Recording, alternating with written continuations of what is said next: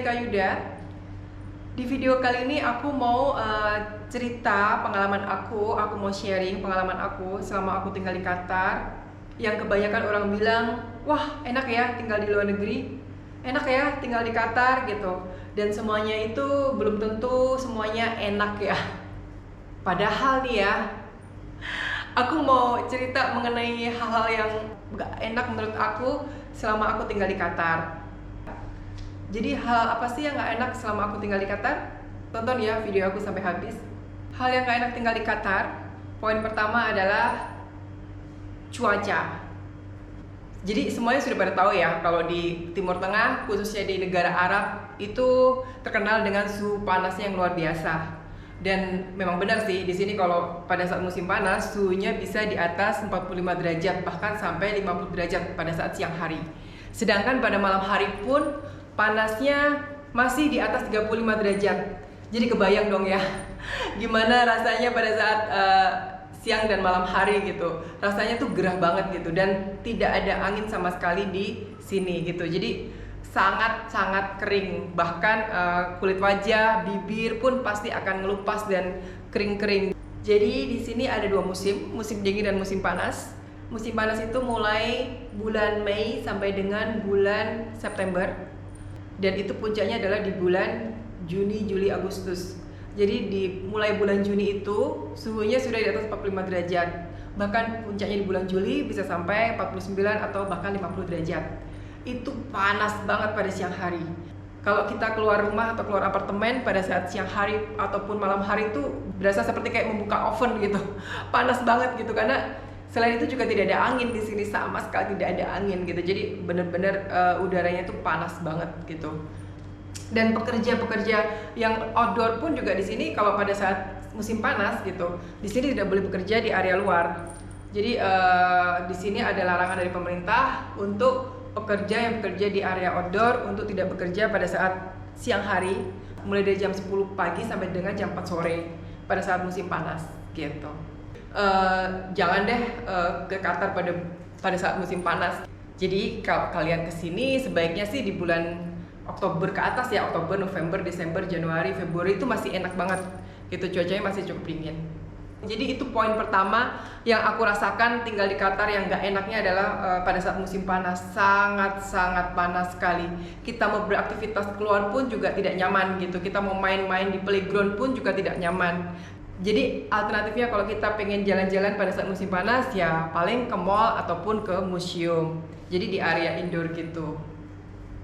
Poin yang kedua yang aku rasakan hal yang gak enak di Qatar adalah perbaikan jalan di mana-mana. Jadi bener-bener semrawut banget jalanannya di Qatar saat ini gitu. Di depan apartemen aku itu mulai dibenerin jalanannya itu mulai dari awal 2021. Sekarang udah bulan Juni 2022 ya, sampai sekarang belum selesai loh. Jadi awalnya mereka membuat gorong-gorong gitu. Jadi memang di sini itu tidak ada gorong-gorong ya, karena mungkin karena cuaca yang panas, jarang hujan. Jadi mungkin mereka beranggapan bahwa tidak akan ada banjir gitu. Jadi mereka tidak ada gorong-gorong di area jalanan. Tetapi ternyata beberapa tahun yang lalu sempat banjir di Qatar. Akhirnya dari kejadian itu pemerintah Qatar mulai membuat gorong-gorong di setiap jalanan di Qatar gitu. Akibatnya jalanan di mana-mana jadi semrawut, berantakan, dan banyak jalanan ditutup. Itu juga bikin kita nggak nyaman sih, karena kalau kita mau bepergian itu kita harus punya alternatif jalanan yang lain gitu, karena banyak banget jalanan-jalanan ditutup karena konstruksi itu gitu. Termasuk di depan apartemen aku gitu, itu juga mulai dari gorong-gorong, kemudian dibikin trotoar pedestrian, tapi sampai sekarang nggak selesai. Kurang tahu ya kenapa bisa sampai 1,5 tahun lebih gitu. Akhirnya kita jadi tidak nyaman karena mengurangi space parkir mobil. Dan juga pekerja bangunan di sini gitu, pekerja jalanan, pekerja konstruksi di jalanan itu memang pada saat musim panas tidak diperbolehkan bekerja pada siang hari. Tetapi pada saat malam hari pun mereka bekerja, tetap loh jalanan di depan apartemenku ini nggak kelar-kelar. Poin yang ketiga, hal yang nggak enak di Qatar adalah hari libur nasionalnya sangat sedikit sekali.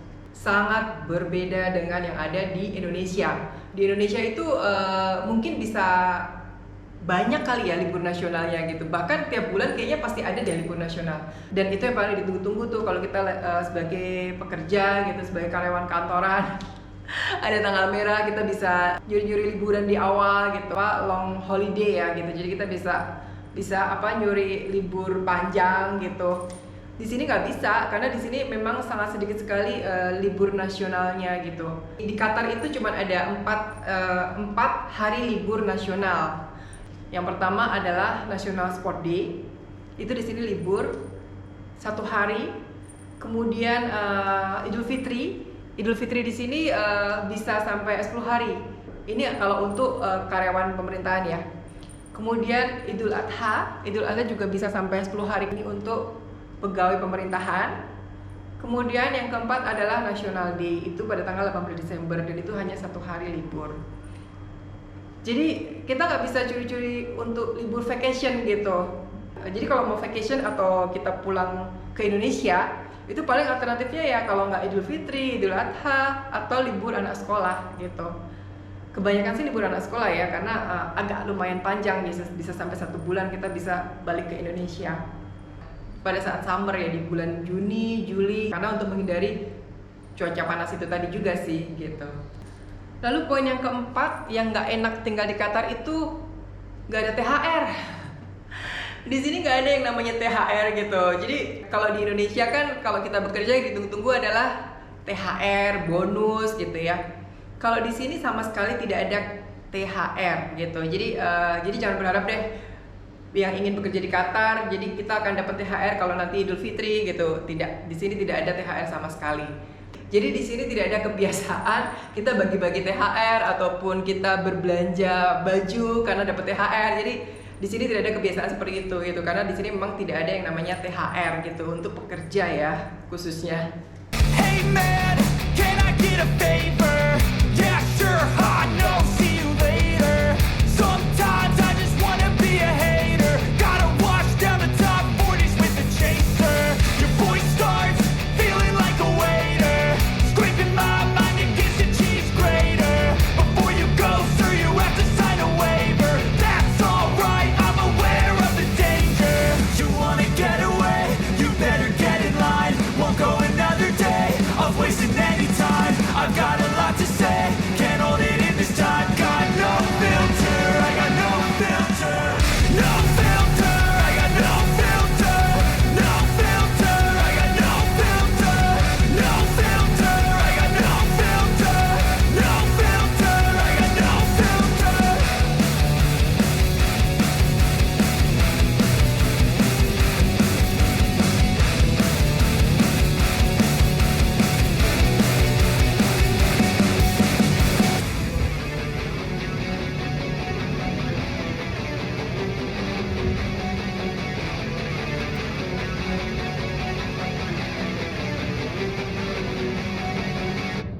Poin kelima, hal yang paling gak enak tinggal di Qatar adalah jam kerja public service yang sangat singkat.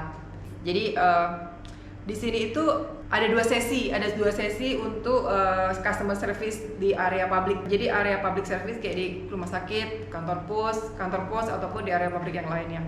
Jadi sesi pertama itu buka dari jam 7 pagi sampai dengan jam 2 siang. Kemudian jam 2 siang sampai jam 4 itu mereka close. Kemudian lanjut lagi pada sesi kedua jam 4 sore sampai dengan jam 8 malam. Pengalaman aku nih pada saat aku ke rumah sakit gitu, aku datang jam 12 siang. Harusnya ini masih buka pada sesi 1 ya, karena mereka baru tutup jam 2 siang.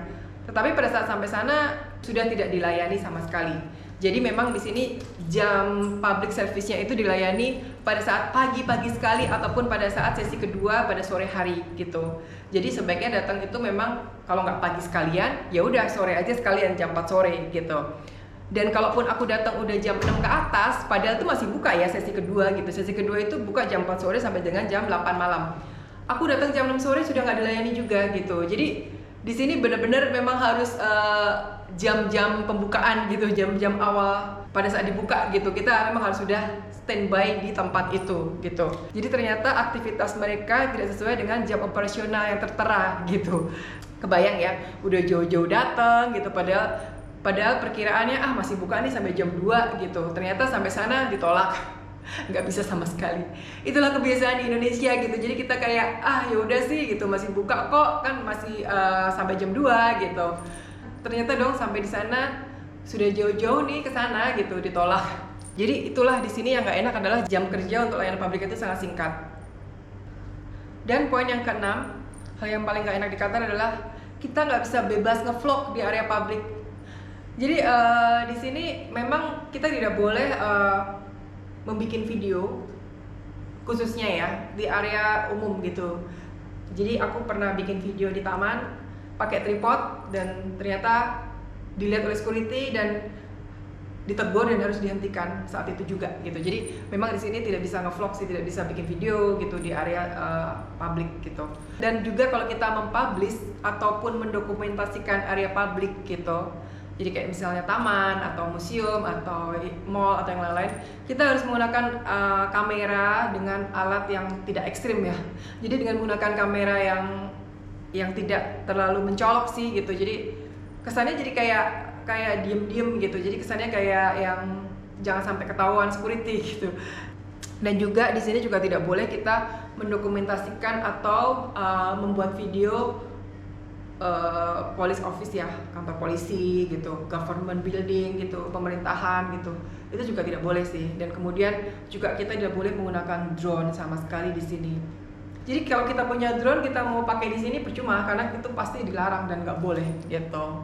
Itu sih hal yang bikin aku nggak bebas untuk mengeksplor video gitu, karena memang peraturan yang ada gitu. Jadi itulah kenapa selama ini aku bikin vlog selalu di dalam apartemen, karena memang di luar tidak boleh gitu. Bahkan kalau di cafe pun juga nggak boleh gitu, jadi memang harus izin gitu. Kemudian juga kita tidak boleh memvideokan orang lain ya, ataupun orang lokalnya gitu tanpa seizin orangnya gitu. Jadi di sini tidak boleh sembarangan kita mendokumentasikan orang lain gitu. Poin ketujuh, hal yang paling nggak enak di Qatar adalah bikin SIM itu di sini mahal banget, sangat mahal banget. Bikin SIM di sini 3.000 real atau sekitar 12 juta, dan itu pun kita harus sekolah. Jadi di sini prosesnya panjang ya, tidak kayak di Indonesia gitu. Jadi kita hanya tes, kemudian udah langsung dapat SIM berapa minggu kemudian gitu. Di sini tidak seperti itu. Jadi di sini memang tidak mudah untuk bikin SIM. Kita harus sekolah, benar-benar sekolah yang ada schedule-nya gitu. Jadi kurang lebih 1 bulan. Paling cepat tuh 1 bulan, bahkan ada yang sampai berbulan-bulan kita bisa mendapatkan SIM itu. Jadi mulai dari sekolah, jadi kita harus mendaftar sekolah dulu, dan itu pun juga tidak bisa yang 1 minggu 2 minggu. Jadi paling nggak kita sekolah 1 bulan. Ada tes secara tertulis dan juga ada tes secara praktek gitu. Dan rata-rata proses membuat SIM itu kita juga harus menunggu antrean ya. Kita pengen bikin SIM besok langsung bisa sekolah, jadi ternyata enggak gitu. Kita harus menunggu antrian pendaftaran dulu gitu. Dan kemudian SIM internasional yang kita bikin di Jakarta tidak berlaku di sini. Jadi kita memang harus benar-benar bikin SIM dari nol kalau kita mau bawa kendaraan sendiri di Qatar. Kemudian poin yang ke-8 atau poin yang terakhir, hal yang paling gak enak di Qatar adalah kita nggak bisa bikin usaha sendiri di sini. Jadi di sini tidak boleh kita bikin usaha ilegal ya. Jadi semuanya harus legal gitu. Kalau kita jualan yang mode to mode ataupun yang ada di sekitar komunitas kita mungkin masih aman gitu. Tapi kalau kita ingin benar-benar mengembangkan usaha yang publish gitu lewat sosial media, Instagram misalnya gitu, atau Facebook, itu tidak bisa segampang itu gitu. Jadi kita harus mendaftar dulu ke ministry gitu. Kemudian kita harus secara legal dulu untuk mendaftarkan badan usaha kita gitu. Jadi kalau misalnya kita membuat usaha online secara diam-diam atau ilegal, itu nanti sooner or later pasti bakal ketahuan dan di-ban sosial media kita gitu. Karena aku pernah punya pengalaman, aku follow salah satu account jualan di Instagram gitu. Kayak sepertinya dia ilegal, karena pada saat aku follow, kemudian tidak beberapa lama kemudian account itu mendm aku untuk segera mengunfollow dia karena account dia sedang diawasi oleh pemerintah gitu. Jadi di sini memang tidak bisa secara ilegal sih untuk bikin usaha secara online gitu. Dan kalaupun kita mau bikin usaha secara offline gitu, jadi kalau kita mau bikin usaha buka toko atau buka kafe gitu, itu pun kita harus bekerja sama dengan Qatari, orang lokal Qatarnya gitu, dan pastinya dengan syarat-syarat tertentu ya gitu, dengan pembagian modal dan saham tertentu gitu. Jadi kita sebagai ekspat di sini, sebagai pendatang, kita tidak bisa segampang itu gitu, tidak bisa segampang di Indonesia untuk kita memulai usaha di sini gitu. Jadi memang kita harus mengikuti aturan yang berlaku karena di sini memang ketat sekali gitu. Dan memang yang paling berat adalah kalau kita melanggar peraturan tersebut, yang paling berat adalah deportasi ya. Jadi kita sebagai ekspat, sebagai walaupun kita sudah residen, walaupun kita sudah punya permanen residen gitu, tapi tetap di sini tidak boleh mendirikan usaha tanpa kerjasama dengan orang lokal Qatarnya di sini. Jadi itulah nggak enaknya di sini, kita nggak bisa mempunyai usaha di Qatar gitu, di negara ini gitu. Jadi itulah 8 poin, 8 hal yang nggak enak selama aku tinggal di Qatar. Jadi mungkin di negara-negara lain juga ada hal yang mungkin nggak enak juga gitu. Tapi kalau di Qatar yang paling nggak enak adalah cuacanya yang sangat ekstrim pada saat musim panas gitu. Dan kita nggak bisa bebas untuk beraktivitas di luar rumah gitu. Tapi ya itu memang harus dijalani, dan itu memang peraturan atau aturan atau hal kebiasaan yang ada di sini gitu. Jadi ya mau nggak mau memang harus dijalani ya. Aku sarankan jangan ke Qatar pada musim panas.